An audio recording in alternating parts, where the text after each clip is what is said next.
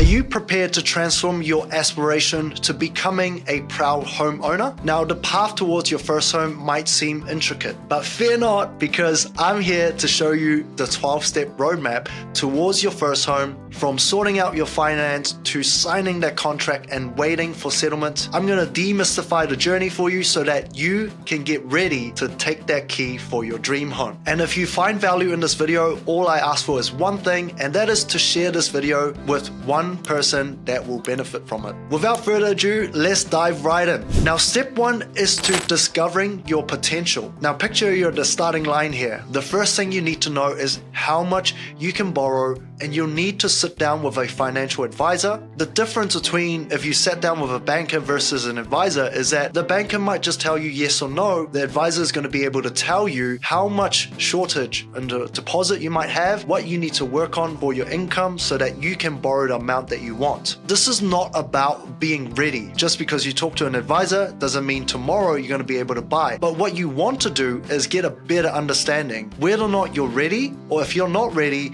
what you need to focus on to be ready. It's a crucial step, so I always urge people to start that journey early, and funnily enough, wealthhq can help you with that. Even if you don't feel you're ready, but you're already working, you're already saving money, then get in touch. Our advisor will walk you through a roadmap towards what you need to focus on to get your first deposit. The second step is now to unlock that potential. Now that you have armed yourself with the knowledge from the advisor, the next thing is to look at how you action it. Whether or not it is boosting your income or organizing your finances, looking at ways to maximize the return on your deposit, i.e. KiwiSaver, you need somebody to support you, give you guidance, and hold you accountable. And that's what an advisor can help you with. And step number 3 is to realize your potential. The bridge between your potential and the reality is where you put the plan into motions. You'll need to get your pre-approval from a mortgage advisor. You need to set your criteria in terms of what sort of properties you need to search for, and you need a better understanding on the due diligence step. And again, this is going from just understanding your potential from an advisor to actioning it and getting the pre-approval from the advisor. Remember, your first home is not just a transaction, but your stepping stone towards your financial dreams. Step 4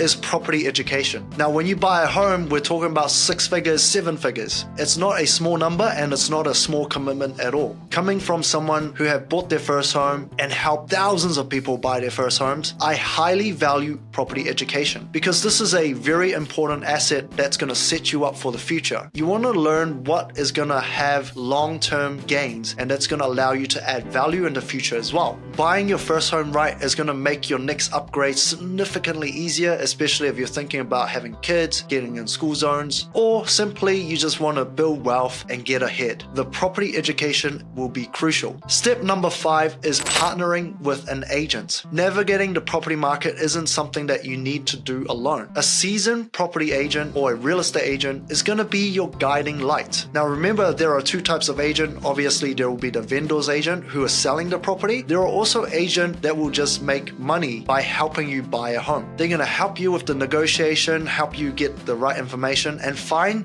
the right property for you if you work closely with them. They don't just open doors, but they open doors to new opportunities. So definitely look to partner with a real estate agent. Step number 6 is getting that property approved by the bank. So earlier we talked to an advisor, we looked at our potential, we worked our way towards it, and then we got the finance approval from the bank. Now, once you find the right property, you need to send it back to your advisor and get the bank's approval on that particular property. This will give you full confidence before you need to go auction, or if you need to make an offer that's unconditional. And so be sure to keep close communication with your advisor. Step number 7 is to make that offer. So you've got the property from the agent, you've got the bank's approval, now is to put that offer in. Now, when you get a bit more experience, you might just make the offer subject to finance or building report or due diligence. But as your first, second, third, you probably want to do a bit more work before you make that offer. Now that you've got the approval from the bank, you can put in the number on the paper and then send it through to this vendor solicitor. You're real estate agent will be able to guide you through that negotiation and making sure that you're in the best position to win that property. Step number 8 is due diligence. Once your offer gets accepted, then you want to spend a little bit more money on the due diligence. The recommended process would be your building report, your lawyer to check over titles and limb, and sometimes if you're sort of new in the market, you might want to get a registered valuation so that you really understand whether or not you're overpaying for the property. This is going to give you a peace of mind before you go ahead with buying that home. Step number 9 is to add any condition that you might need before you go unconditional. Sometimes you need more time to do your due diligence. This is obviously a big step because now you're preparing to go ahead. So if you want to speed up things, perhaps you want the property to be 100% ready before you move in, you could negotiate an access clause which allows you to go into the property, do some renovations